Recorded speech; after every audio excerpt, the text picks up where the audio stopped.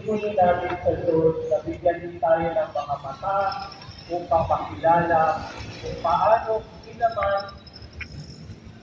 bahagi ng pamilya ng Diyos.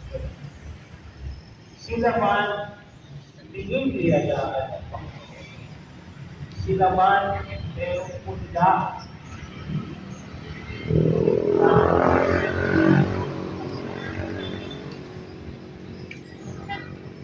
at kung ganun po ang pagtingin natin sa ating kapwa, lalo na yung ibang iba sa atin, makikilala natin ang Diyos hindi lamang sa atin, sa ating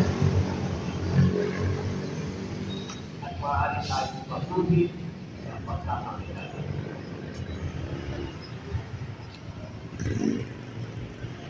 Dahil hindi po natin ang biyaya na sa ating pakikitungo sa mga daluhan, mga banyaga, salita natin, pag-ulit tayo ng Diyos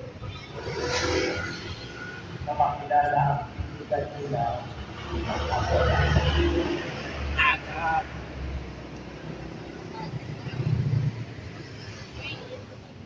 Magsitayo na po tayo ngayon at ulit tayo ng mas malaki na mananampalataya.